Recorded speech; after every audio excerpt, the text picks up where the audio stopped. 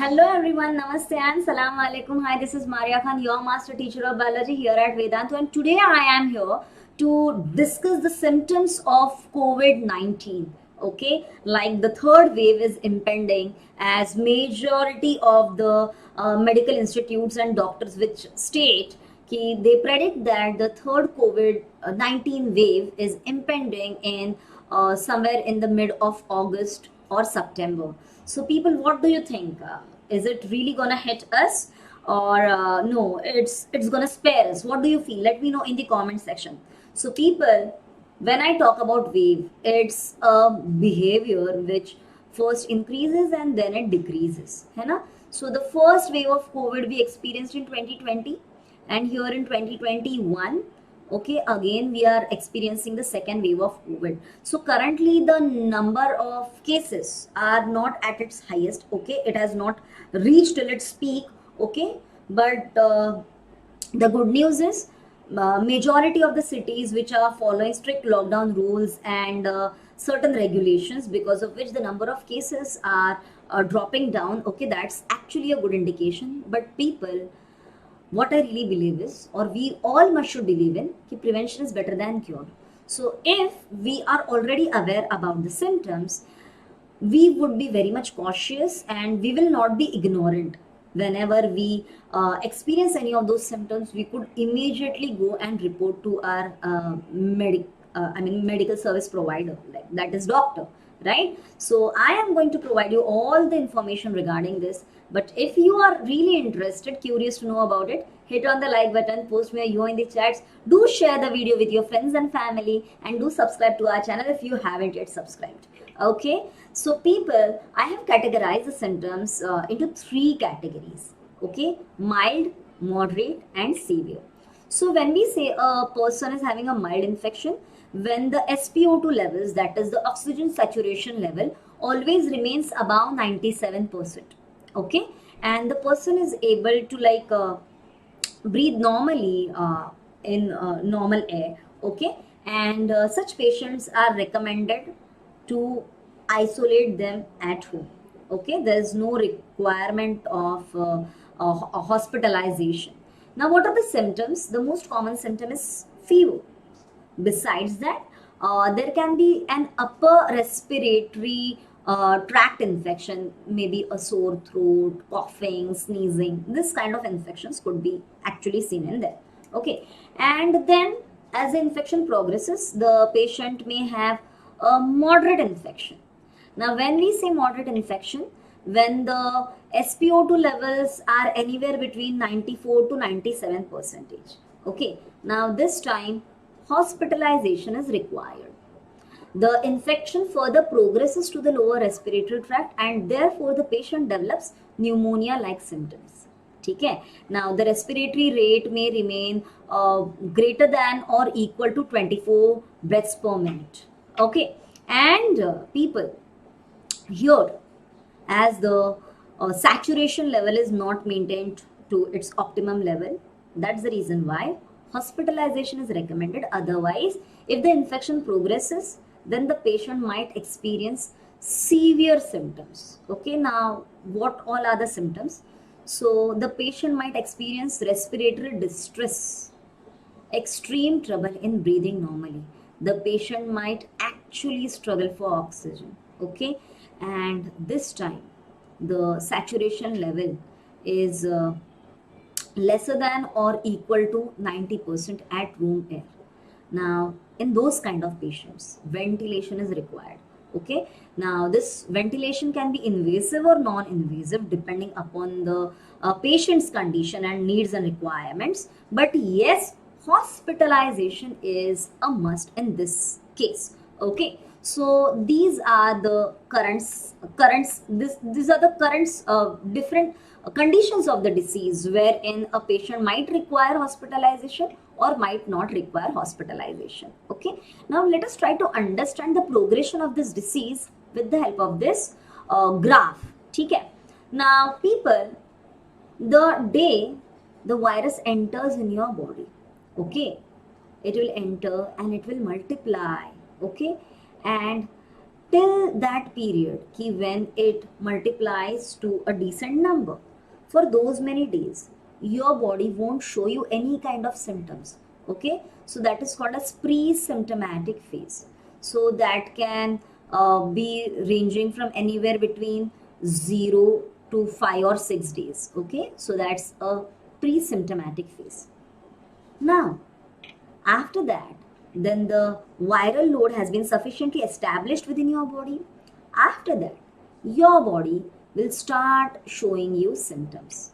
Okay, so initially the symptoms would be mild to moderate, and if medical condition is not provided, then it may progress to severe illness, and still if it is not paid proper attention, it can progress to critical illness. Okay, now that is one part, if the disease is not given fair sake of medical attention. Achha.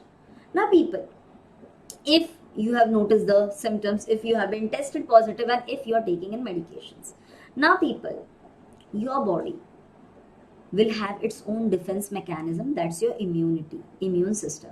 Along with the help of medications, it will try to fight off against the virus, है ना? So in order to fight off with this pathogen, our body will definitely start producing antibodies, right? So see, the day your body starts showing symptoms, okay, so very soon, anywhere from second day to third day, okay, after second day I should be saying, so anywhere between third day and after that, our body starts producing antibodies. Okay, so as the antibodies go on increasing, the viral load goes on decreasing. Are you understanding the graph? है ना? So as the antibody production increases, the viral load decreases. Why? Because our body is fighting against this virus. Okay, so people, it is very essential that we actually notice the symptoms in the initial stage, in the mild to moderate infectious stage. Otherwise, it would demand hospitalization. The patient may actually complain for shortness of breath or acute respiratory distress. Okay, this kind of stuffs can actually be experienced by the patient.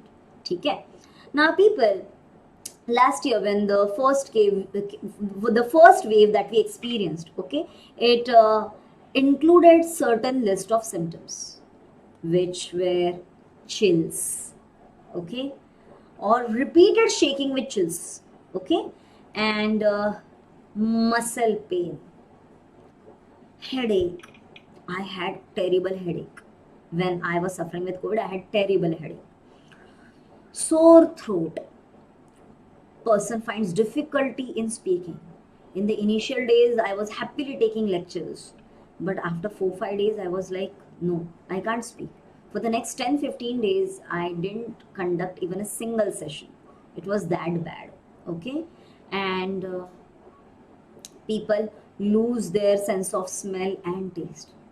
Like when I got discharged from the hospital, I was like badly dying to have chicken, to eat homemade food, to have fish curry. So I came home and I said, "Ki today I'll cook." So I cooked a prawns curry. But let me tell you, I couldn't eat because I couldn't smell, I couldn't taste it. It was just odd. Okay, so yes, these were the symptoms which were listed in April 2020.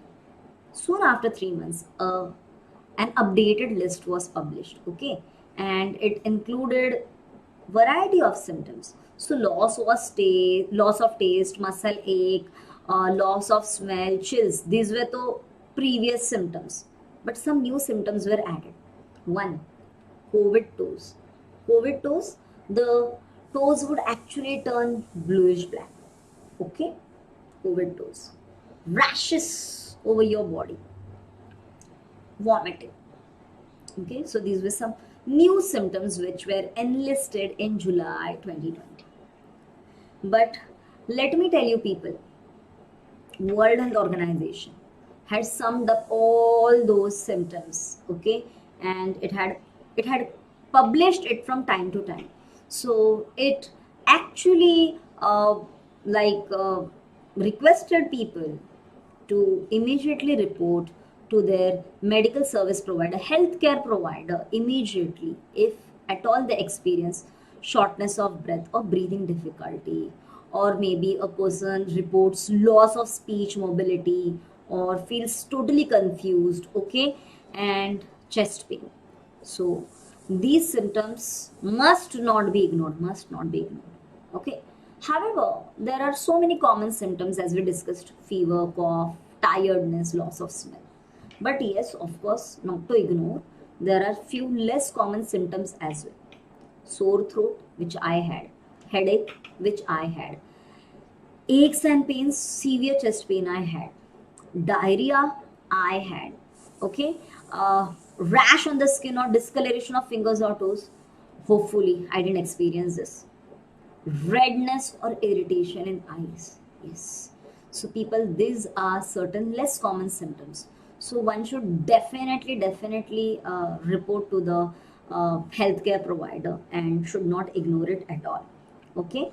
And there are so many discussions going on regarding the old strain and the new strain. People say old strain was not that lethal, it was not that virulent, but this new strain is like playing havoc with the lives of people. So let us have a brief overview about the old strain and the new strain. Okay, so old strain had three common symptoms. Three: persistent cough, like I had almost cough for 21 days to 1 month.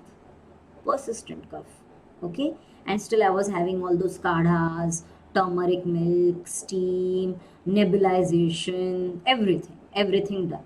Okay. Fever, hopefully I didn't report this, but yes, it was a common symptom. Besides this, loss of smell and taste. But then the new strain has added on to seven new more symptoms. Okay, so it includes aches and pain, conjunctivitis. Conjunctiva is a delicate protective layer over your eye. Okay, so inflammation of the conjunctiva is called as conjunctivitis. Okay, and rash on the skin, headache, as I discussed, discoloration of finger or toes, diarrhea, and sore throat. So these are the symptoms associated with the new strain. Okay, and then as per a report published in Times of India in August 2020. Okay, now this was like a study from Dinanath Mangeshkar Hospital's infectious disease department. Okay, so they enlisted symptoms, okay, and their occurrence in the patients. So to top the list was fever. 61% patients complained of fever, followed by dry cough, body ache, loss of taste, breathlessness, headache, and fatigue. And rest three were like less reported symptoms like loss of smell, runny nose, diarrhea. Okay, so these were the symptoms reported by them. Now, people, I hope keep all the symptoms, you will keep this in mind, you will bear this in mind, and I hope that you found this session to be very useful. And people, if you really loved the session, you can keep on learning not just the non-academic stuffs but even the academic stuff from us. Okay, here at Vedantu we run a range of courses. So if you want to enroll to any of our courses, just go to the description box. There's a link which has been put up in the description box. There's a link which has been pinned in the comment section. Okay, you can click on it and soon you will be diverted to a new page. So you have to select the grade, you have to select your board. Okay, and then you have to select which course you have to purchase, which subscription you need to purchase, 1 month or 1 year. Okay, and our courses are actually going on at a discounted rate, but if you apply my coupon code, and that is MAKPRO, okay, you get an additional 10% discount. And people, what else should I say?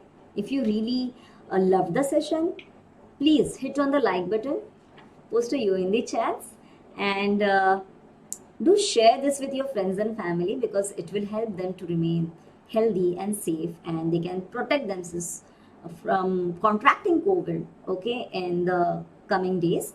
And what else should I say, people? You can definitely write back to me in the comment section, whether it's any kind of request or concern or anything that you really wish to ask me. And alternatively, you can also write back to me on my mail address, that is maria.khan@vedantu.com. And what else should I say, people? Allah Hafiz, Milovapis, and keep watching Vedantu. Bye bye. Thank you all.